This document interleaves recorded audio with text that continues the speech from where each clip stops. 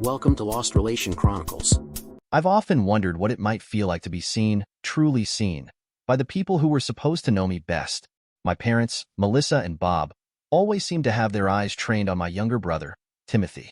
He was the golden child, the intellectual prodigy who excelled at everything deemed important in our household. Recitals, drama performances, debate competitions. Timothy shone in all of them, and my parents were always front and center, applauding like their lives depended on it. And then there was me, Elliot Brown, the athlete, the fighter. My world revolved around judo mats and boxing rings, sweat and grit. I lived for the rush of a match, the moment when it was just me and my opponent, no room for distractions or doubts. But no matter how many trophies I brought home, how many medals I hung on the wall, my parents never seemed to notice. Not once did they come to watch me compete. Not for the district championships, not for state finals, not even when I made nationals. While Timothy's stage performances were adorned with flowers and standing ovations, my victories were celebrated in the echoing silence of an empty auditorium, or worse, in my own mind. The only constant in my corner was Coach Joe. He wasn't just my coach. He was the father I wished I had. Joe believed in me when no one else did. He'd sit me down after every match, win or lose, and tell me what I'd done right, what I could improve on. He'd remind me that strength wasn't just about physical power. It was about resilience, about standing tall even when the world seemed determined to push you down. I'll never forget the time I qualified for the regional finals in judo. It was one of the proudest moments of my life. But when I told my parents, their response was a dismissive, "That's nice, dear. When's Timothy's next recital again?" It was like a slap in the face. I stopped telling them about my matches after that. What was the point? At home, Timothy basked in their attention, his achievements displayed like sacred artifacts. My accolades, on the other hand, were crammed into a corner of my room, collecting dust. I didn't resent Timothy. How could I? It wasn't his fault that our parents saw him as the epitome of success. But there were moments, late at night, when the unfairness of it all hit me like a sucker punch to the gut. I often wonder if my parents even know who I am. Do they know how many hours I've spent training, how many punches I've thrown, how many times I've picked myself up off the mat after being knocked down? Do they care? Or am I just the other son? The one who never quite fit into their picture of a perfect family? I've learned to stop seeking their approval. Instead, I channel all my energy into my sport, into proving to myself that I'm enough. Joe taught me that validation doesn't have to come from others. It can come from within. And so, I fight. Not for them, not for the applause or the recognition, but for me. Because in the ring, I'm not just Elliot, the overlooked son. I'm Elliot Brown, the fighter, the champion, the man who refuses to be invisible. Going to university was a fresh start for me, an escape from the suffocating shadow of being the other son. My sports achievements had earned me a spot. Not my grades, not my parents' money, just my own blood, sweat, and persistence. Meanwhile, Tim waltzed into a prestigious school with our parents footing the bill, proud to invest in their golden boy's future. I left home without a backward glance, barely returning even during holidays. Mom would call occasionally, but I always found an excuse: practice, training, a project, anything to avoid going back to that house where I felt like an outsider. At university, I found something, or rather, someone, who changed everything. Leala. The moment I met her, it was like the world clicked into place. She was warm, intelligent, and she saw me in a way no one else ever had. We bonded over late-night talks, shared dreams, and the quiet understanding that comes from being seen for who you truly are.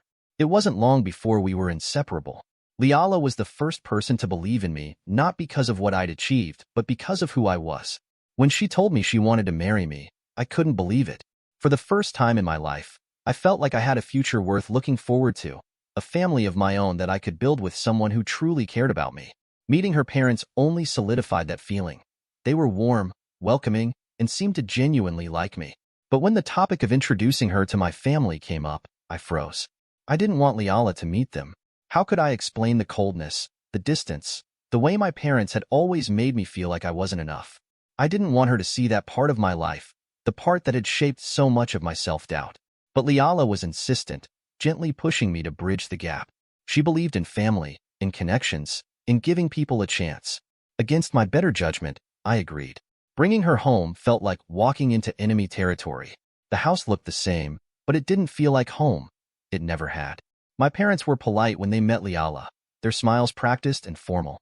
Timothy, of course, stole the spotlight effortlessly. He charmed her with his wit and intelligence, and I couldn't help but feel a pang of resentment. The dinner was tense for me.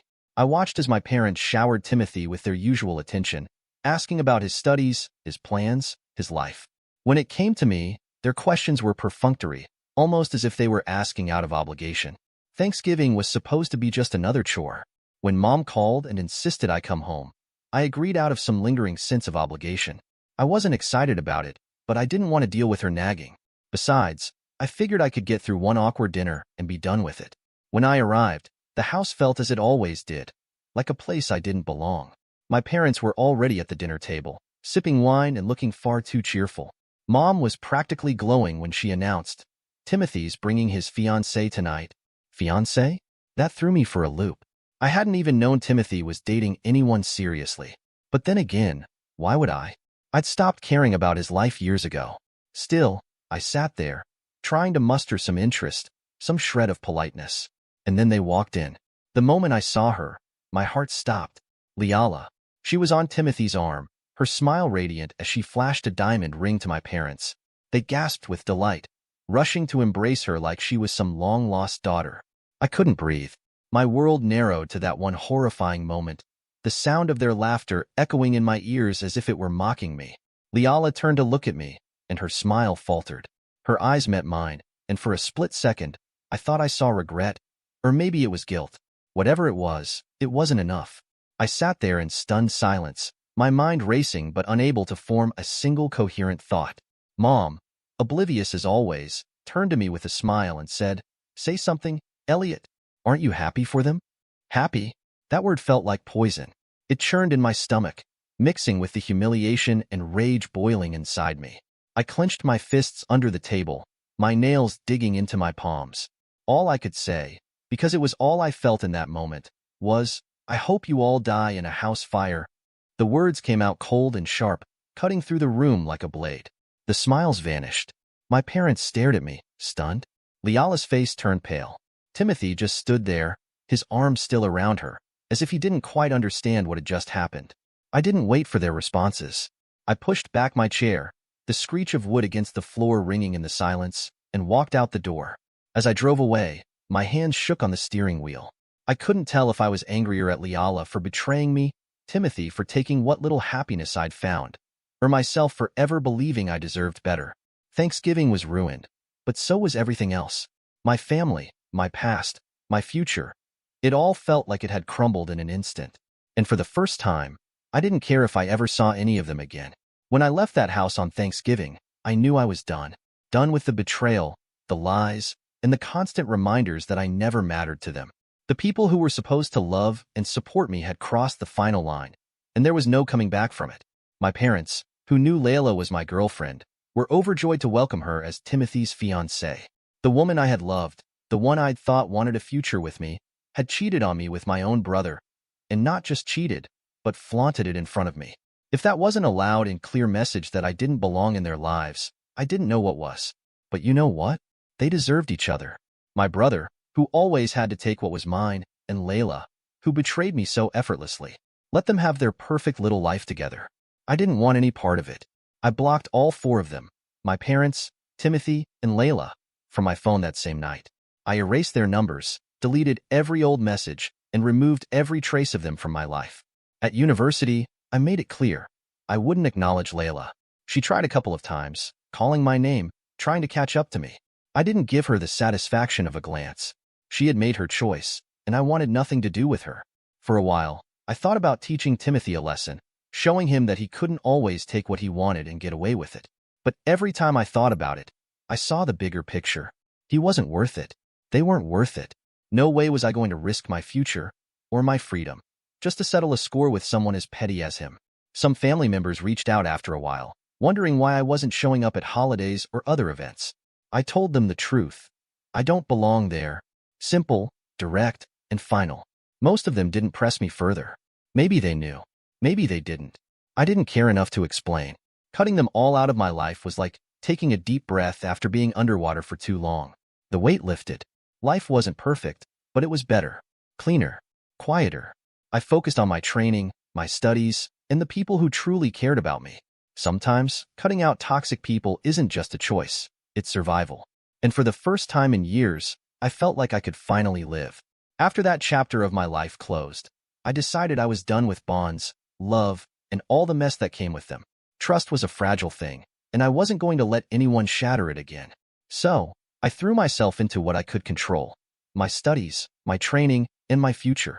Sports were still my passion, but I knew early on I wasn't going to be the next big name in boxing or judo. And that was okay. The discipline I'd learned through years of training pushed me through university and into a solid career. When I landed a job at a major automobile manufacturer, I felt like I'd found my place. The work was challenging but rewarding. It gave me purpose, structure, and something to focus on beyond the ghosts of my past. My life settled into a rhythm, one that I controlled. I'd wake up early, hit the gym, and push my body to its limits. Then it was off to the office, where I threw myself into my work, always striving to be better than I was yesterday. Evenings were my time to unwind. Most nights, I'd head to the club, grab a cold beer, and watch whatever boxing match was on TV.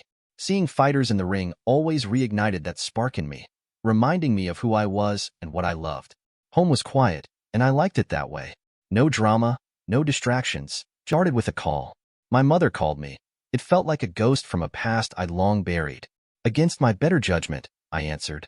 Her voice was the same, calm but with that unmistakable edge of authority she always used when she wanted something. Elliot, you need to come home. There's an emergency. You have to come. The words hit me like a stone wall. How had she even gotten my number? I didn't ask. I didn't care. I just hung up without a word. Whatever emergency they had going on, it wasn't my problem anymore. But then, a few minutes later, my phone rang again. This time, it was Coach Joe. Joe was the only person who'd ever felt like family to me, the only one who'd seen me for who I was and stood by me. I couldn't ignore his call. When I answered, his tone was softer than usual, almost pleading. Elliot, I know this isn't what you want to hear, but I need you to come home. It's important. I knew right away my parents had put him up to this. They must have known he was the only person I'd even consider listening to. A part of me wanted to tell him no, to hang up and block his number too. But it was Joe, the man who'd been there for every match, every win, every loss. Fine, I said, my voice clipped. The drive home felt like stepping back into a life I'd spent years trying to escape. Memories flooded my mind. Sitting in the back seat as a kid, my parents barely acknowledging me while they praised Timothy for some meaningless achievement. Every mile felt heavier, as if the closer I got to that house, the more I could feel the weight of their indifference, their betrayal. I didn't know what kind of emergency was waiting for me, but I knew one thing for sure. Whatever it wasn't for me. I wasn't coming back for them. I was coming back because Joe asked me to. For him, and only him. Walking into that house felt like stepping onto a stage where everyone was reading from a bad script. My dad opened the door, and there he was, all smiles, trying to act like we were just one big happy family. My mother was sitting at the kitchen table, her hands clasped like she was praying. The whole thing reeked of desperation. I didn't bother with pleasantries. Cut the fake drama and get to the point, I said, crossing my arms. They exchanged a glance, the kind that said they were gearing up for something big. My mother spoke first, her voice trembling. Elliot, it's Timothy. He has cancer. The words hung in the air, but they didn't hit me the way they probably hoped they would. I just stood there, unmoved. My father jumped in, trying to close the deal. We need your help. He needs a bone marrow transplant, and you're the only match. I raised an eyebrow. Why not you? Or Mom? My mother's face crumpled, and she said softly, we're not a match. Timothy has a rare blood type. Yours. I let that sink in for a moment, then pushed my chair back and stood. Your problem, I said flatly. You deal with it. I'm out. I turned and walked out of that house without looking back, leaving them sitting there in their manufactured little moment of grief. As far as I was concerned, their golden boy could have their golden sympathy. I wasn't part of their world anymore, and I wasn't about to let them drag me back in. Not even for this. As I reached the door, I felt my father's hand grab my arm. I turned to see him on his knees, tears streaming down his face. Elliot, please, he begged, his voice cracking. He's your brother. We need you. For a split second, I froze. Not because of his words, but because I'd never seen him like this, desperate, vulnerable. It might have made a difference once, but not now. I pulled my arm free and stepped toward the door. Then my mother's voice rang out, sharp and venomous. You're so selfish. After everything, you're just going to walk away? You've always been like this, Elliot. Always thinking only about yourself. I stopped in my tracks, her words hitting me not because they hurt, but because they were so absurd. I turned back slowly, locking eyes with her, and I saw it. The same cold judgment she'd always reserved for me. But this time, I wasn't a kid anymore. This time, I had something to say. All my life, I began, my voice steady but laced with years of pain. You two treated me like shit. Tell me, Mom, how many championships have I won? Can you even name one? Tell me, who filled out my university admission papers? Oh, that's right, it was me. Who paid for my studies? Me again. And tell me, how many times did you even think about me after you were done throwing your money and praise at Timothy? I stepped closer, my eyes boring into hers. Even today, when you finally picked up the phone to call me, it wasn't for me. It was for him. Your only son, right? Not for the one you gave birth to and left to rot. Well, here I am, Mom. Your rotten son. Standing right in front of you. She stared at me, speechless, her mouth opening and closing like she was trying to form a response but couldn't find the words. You made me this way, I said, my voice rising. You made me someone who doesn't care, someone who doesn't need you, someone who doesn't owe you a damn thing. So deal with it. I turned and walked out, slamming the door behind me. For the first time in years, I felt free, not because I was leaving, but because I'd finally said what needed to be said. They wanted me to save Timothy, but they never realized I wasn't their son anymore. Not really. They killed that bond a long time ago. That evening, the phone rang again. This time, it was Joe. His voice was somber, heavy with the weight of what he had to say. Elliot, he began, pausing like he wasn't sure how to tell me, Timothy's gone. He passed away earlier today. I sat there in silence, staring at the wall. The words didn't hit me like they might have if we'd been close, or if I'd felt anything for him in years. Instead, it was just empty. They were too late to call you, Joe added, his voice quieter now. I could sense he was testing the waters, seeing if I'd break. But I didn't. Okay, I said simply and hung up. I didn't ask about Layla. I didn't need to. I could guess she wasn't there. Timothy had become useless to her the moment he couldn't offer her the life she wanted. And in some twisted way, that didn't surprise me. It was only weeks later that an old university friend reached out, sharing news I hadn't expected. Layla was dead. A car crash. She'd been partying, high on narcotics, when it happened. The girl who once spoke about a future together, who betrayed me without a second thought, had destroyed herself.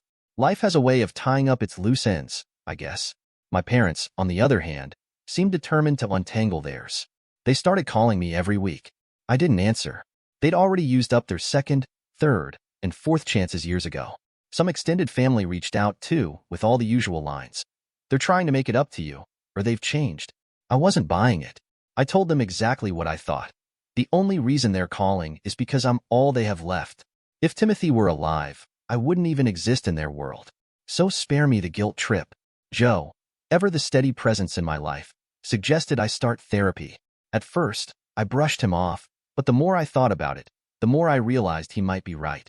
I'd spent so many years building walls that I didn't know how to tear them down, even for myself. So, I started therapy. Slowly, hesitantly. It's not easy, facing everything you've tried to bury. But I'm trying. For the first time in a long time, I'm trying to mend the broken pieces of my emotional life. I don't know where this path will lead, but for now, I'm walking it. And for the first time in years, I feel like maybe, just maybe, it will turn out fine. Dear listeners, please share your thoughts in the comments section below and don't forget to like, share, and subscribe.